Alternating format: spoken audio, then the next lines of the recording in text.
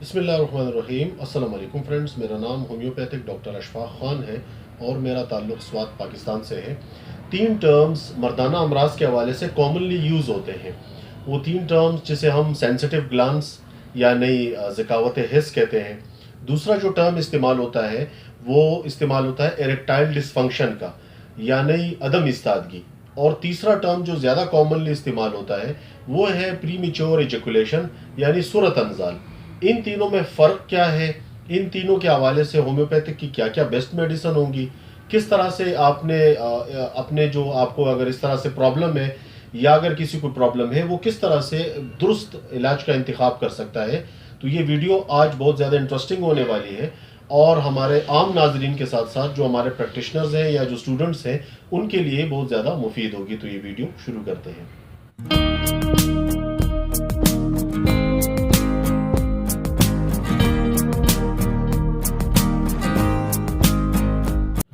Video के शुरू में जिस तरह मैंने आपसे ये तीन टर्म्स डिस्कस किए, जिसमें सबसे पहले सेंसिटिव ग्लांस का जो हम डिस्कस करेंगे। उन तीन टर्म्स में से पहला सेंसिटिव ग्लांस है जिसे हम ज़कावत हिस्स कहते हैं आम हमारे जो उर्दू में। दूसरा जो टर्म मेडिकली यूज़ होता है जिसे हम प्रीमेच्योर एजैकुलेशन कह सकते हैं या सूरत अनजाल कह सकते हैं। और तीसरा जो टर्म है वो है इरेक्टाइल डिसफंक्शन का यानी अदम इस्तादगी। तो ये तीन टर्म्स क्या हैं? सबसे पहले हम सेंसिटिव ग्लांस को ले लेते हैं। सेंसिटिव ग्लांस होती क्या चीज़ है और ये किस वजह से होती है? हमारा जो उज़्वे तनासुल है उसके ऊपरी जो हिस्सा होता है यानी टॉप जो एरिया होता है उसके नीचे कुछ ग्लैंड्स होते हैं। इस टॉप एरिया को ग्लैंड्स कहा जाता है। इस ग्लैंड्स पे ओवर सेंसिटिविटी क्रिएट हो जाती है यानी बहुत ज़्यादा इसमें हसासियत हो जाती है। अक्सर लोग कहते हैं कि ये ग्लांस का जो ऊपरी हिस्सा है वो टच होने से ही वो डिस्चार्ज हो जाते हैं। तो इसके पीछे कॉजेस क्या होती हैं, रीज़न क्या होता है? बेसिकली इसका ताल्लुक जो है वो मैस्टरबेशन से होता है या तो बहुत ज़्यादा सेक्सुअल एक्टिविटी में इन्वॉल्व रहना यानी अपने आप को डिस्चार्ज ना होने देना। और अक्सर लोग बहुत ज़्यादा जो है वो एक्साइटमेंट हासिल करने के लिए बहुत ज़्यादा अपने ग्लैंड्स को जो है वो यूज़ करते हैं और अपने आप को एजिकुलेट नहीं होने देते हैं। तो ये भी एक कॉज होता है इस पे ओवर सेंसिटिविटी होने का।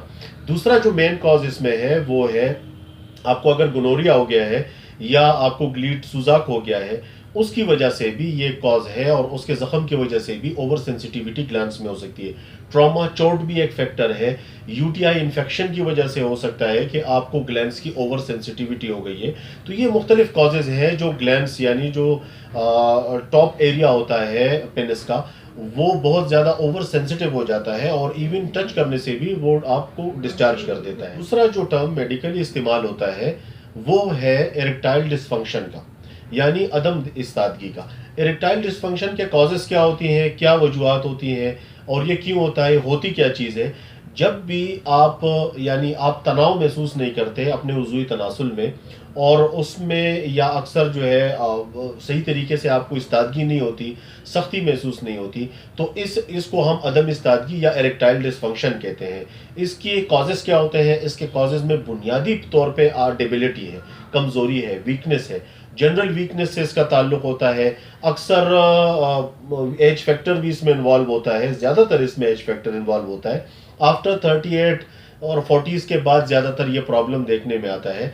और इसके अलावा अगर आप किसी सीवियर ऐसी बीमारी से आपको कोई बीमारी है, लेट सपोज आपको डायबिटीज़ 2 टाइप है या आपको सीकेडी क्रॉनिक किडनी डिजीज़ है या और ऐसी कोई बीमारी है, मुख्तलिफ बीमारी है, मल्टीपल स्क्लेरोसिस हो गई, ठीक है ना, और बहुत सारी बीमारियां हैं। डिप्रेशन का भी इससे एक ताल्लुक है, स्ट्रेस और डिप्रेशन का। तीसरा जो टर्म इस्तेमाल होता है वो है प्रीमेच्योर एजैकुलेशन यानी सूरत अनजाल जिसे कहते हैं। अक्सर यंग लोगों में या जो 40 प्लस होते हैं उनमें भी ये प्रॉब्लम होता है। तो जवानों में भी ये प्रॉब्लम देखने में आता है चूँकि वो अपनी सेहत बर्बाद कर चुके होते हैं तो उनको ये प्रॉब्लम होती है। आपको मैं ये बताता चलूँ कि ये जो लास्ट 2 टर्म है यानी इरेक्टाइल डिसफंक्शन हो गया और प्रीमेच्योर एजैकुलेशन हो गया, ठीक है, इसका ताल्लुक भी सेंसिटिव ग्लैंड से हो सकता है। सेंसिटिव ग्लैंड के पेशेंट में ये दोनों चीज़ें मौजूद होंगी, ठीक है ना, यानी उसको ये तीनों प्रॉब्लम हो सकती हैं। प्रीमेच्योर एजुकुलेशन का ताल्लुक जो है वो स्ट्रेस और डिप्रेशन से है बहुत ज़्यादा। जो मरीज़ बहुत ज़्यादा एनजाइटी, स्ट्रेस, डिप्रेशन का शिकार होते हैं या फटीग, बहुत ज़्यादा थकावट और जिस्मानी कमज़ोरी वगैरह उनको भी ये प्रॉब्लम हो सकती है। लेकिन ये प्रॉब्लम जो है यानी प्रीमेच्योर इजैकुलेशन, ये इटसेल्फ क्योरेबल है। ये वक्त के साथ अक्सर आपने देखा होगा कि जो शादीशुदा हजरात होते हैं और वो उनको जो इस तरह की उनकी सेहत अच्छी रहती है और उनकी सेहत ठीक ठाक थी, लेकिन अचानक से उनको ये प्रॉब्लम होना शुरू हो गई, तो अक्सर आप फील करते होंगे कि जी बिल्कुल ठीक ठाक था और अब अचानक से ये यानी सूरत अंजाल का मसला हो गया है। तो ये वक्त के साथ साथ होता है, जैसे मैंने आपको पहले बताया कि इसका ज़्यादातर ताल्लुक जो है वो डिप्रेशन से है, स्ट्रेस से है और फटीग से भी हो सकता है, आपकी थकावट से हो सकता है कि किसी बीमारी से आप गुजरे हो, अभी क्योर हुए हो, उससे भी इसका ताल्लुक हो सकता है। तो ये इटसेल्फ क्योरेबल है। हाँ, इसमें मेडिसिन होती हैं जो आपको सपोर्ट करती हैं और आपकी इस प्रॉब्लम को हल करती हैं। अब आते हैं होम्योपैथिक मेडिसिन की तरफ। होम्योपैथिक मेडिसिन में हम इन तीनों टर्म्स को अलग अलग इसमें मेडिसिन जो है वो मौजूद है, लेकिन आपको मैं बताता चलूं कि होम्योपैथिक की जितनी भी मेडिसिन है उसका जो इंतखाब होता है वो अलामात के मुताबिक होता है, सिम्टम्स के मुताबिक उसका इंतखाब होता है। सबसे पहले हम सेंसिटिव ग्लैंड्स के प्रॉब्लम को ले लेते हैं। सेंसिटिव ग्लैंड्स के प्रॉब्लम में सबसे बड़ी जो मेडिसिन है वो सिनाबेरस है। सिनाबेरस मदर टिंचर से लेकर के 1 तक CM तक की पोटेंसियों में इस्तेमाल की जाती है और बड़े ज़बरदस्त इसके रिजल्ट हैं। ज़कावत हिस जिसे कहते हैं यानी सेंसिटिव ग्लैंड्स में सिनाबेरस के साथ साथ हम और भी काफ़ी ऐसी मेडिसिन है, तोजा है, उसका इस्तेमाल करते हैं। अगर आपको सुजाक की या इसकी हिस्ट्री है तो उसके हवाले से इसमें तोजा के साथ साथ जो है और भी बहुत सारी ऐसी मेडिसिन है। लेट सपोज कैनाबिस इंडिका हो गया, कैनाबिस सैटिवा हो गया। अलामात के मुताबिक इन मेडिसिन से ऐसे सेंसिटिव ग्लैंड्स के इशू को क्योर किया जा सकता है। और इसके साथ साथ आपको मैं सेंसिटिव ग्लैंड्स में एक इजाफा करते चलूं कि अगर आपको पेनिस में या इसमें जलन की कैफियत है, पेशाब करने में तकलीफ है, उसमें सूजिश होती है, उस कंडीशन में फिर मेडिसिन बदल जाती हैं। उसमें फिर कैंथरस हो गई, एसिड नाइट्रिकम हो गई, इस तरह की मेडिसिन उसमें बहुत ज़्यादा फायदा देती हैं। की तरफ आते हैं, दूसरा इशू जो है वो इरेक्टाइल डिस्फंक्शन का है। इरेक्टाइल डिस्फंक्शन में बहुत सारी मेडिसिन है होम्योपैथी में, और इरेक्टाइल डिस्फंक्शन की मैंने आपको बताया कि पेशेंट की आप हिस्ट्री लेंगे तो उसमें जनरल डिबिलिटी यानी आम कमज़ोरी वगैरह, किसी बीमारी की शिद्दत की वजह से उसमें कमज़ोरी आ गई है, पटों की कमज़ोरी की वजह से वीकनेस, एज फैक्टर है, बहुत सारी चीज़ें इसमें है। तो वो आप पेशेंट जो भी आपको डिटेल्स बताएगा उसके मुताबिक फिर आप मेडिसिन का इंतखाब करेंगे। जनरली इसमें इरेक्टाइल डिस्फंक्शन में बेस्ट जो होम्योपैथिक मेडिसिन है जो सिम्टम्स के मुताबिक ज़बरदस्त इसमें रिजल्ट देती है, उसमें आपके कैलेडियम है। कैलेडियम आप Q से लेकर के 1M तक की पोटेंसियो में उसका इस्तेमाल कर सकते हैं, बड़े ज़बरदस्त अच्छे रिजल्ट हैं।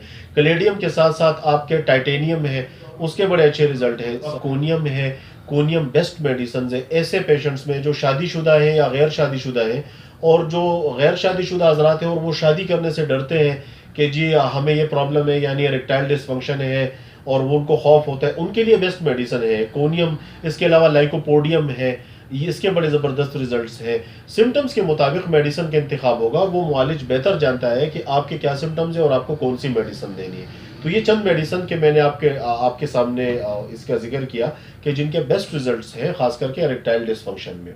प्रीमेच्योर इजैकुलेशन की तरफ आते हैं यानी सूरत अंजाल की तरफ आते हैं। जैसे मैंने आपको पहले बताया, सूरत अंजाल के जो मरीज होते हैं उनको ये प्रॉब्लम ये इटसेल्फ क्योरेबल होता है, उनको ये प्रॉब्लम हो जाता है और ख़ुद वो ठीक हो जाते हैं। सूरत अंजाल में कोशिश कीजिए ऐसे पेशेंट जिनमें अक्सर जो शाहवानी हिद्दत बहुत ज़्यादा बढ़ जाती है, हर टाइम दिमाग पर जहन पर शाहवानी ख्यालात का इज्तिमा रहता है, तो सबसे पहले ऐसे मरीजों के शाहवानी ख्यालात को कम किया जाए। ऐसे मरीजों में यानी प्रीमेच्योर एजुकुलेशन के मरीजों में ज़्यादा ऐसी मेडिसिन जो उनको रिजल्ट है उनके इन शाहवानी ख्यालात का जो गुबार है उसको कम करे, उसमें बेहतरीन मेडिसिन जो है वो फास्फोरस है, कैंथरस है, जो कि आपके शाहवानी हिद्दत को बिल्कुल नॉर्मलाइज करती है, कम करती है, और इस वजह से फिर आपको टाइम जो है वो ज़्यादा मिलता है इंटरकोर्स करने के लिए। तो प्रीमेच्योर एजुकुलेशन के जो पेशेंट होते हैं उसमें दवा से ज़्यादा जो है वो आपके अपने डिप्रेशन और स्ट्रेस को काबू में करना है। कोशिश कीजिए कि अगर आपको कोई डिप्रेशन है, स्ट्रेस है, तो आप उस तरफ जाइए, उसके लिए आप अपना इलाज मुआवजा कीजिए। तो ये प्रीमेच्योर एजुकुलेशन का प्रॉब्लम आपका इटसेल्फ ये खुद ब खुद ठीक हो जाएगा। आखिर में मैं आपको एक ऐसी गोल्डन रेमेडी बताने वाला हूँ कि जो आपका इन तीनों में से कोई भी अगर एक प्रॉब्लम होगा तो वो उसमें आपको बेस्ट रिजल्ट देगी। उस मेडिसिन का नाम है एग्नसकास। एग्नसकास एक ऐसी दवा है कि जैसे अगर हम अलामात से मुबर्रा होकर के भी अगर इन तीनों में से किसी एक मसले में भी दें तो वो आपको ज़रूर रिजल्ट देगी। मदर टिंचर से लेकर के बड़ी पोटेंसियों तक इसका इस्तेमाल होता है, बेस्ट रिजल्ट्स हैं इसके इन तीनों प्रॉब्लम में, और अल्हम्दुलिल्लाह ये आजमूदा है। उम्मीद करता हूँ मेरी ये वीडियो आपके लिए फ़ायदेमंद होगी, और आपसे गुजारिश करूँगा कि आप सेल्फ मेडिकेशन न करें, होम्योपैथिक ट्रीटमेंट करवाएं किसी अच्छे मुआलिज से, किसी से भी आप ट्रीटमेंट करवाएं, लेकिन डॉक्टर के एडवाइस के मुताबिक, जो होम्योपैथ हो उसके मुताबिक आप इन मेडिसिन का इस्तेमाल कीजिए। अपनी दुआओं में मुझे याद रखिएगा। Thank you very much. Allah हाफ़िज़।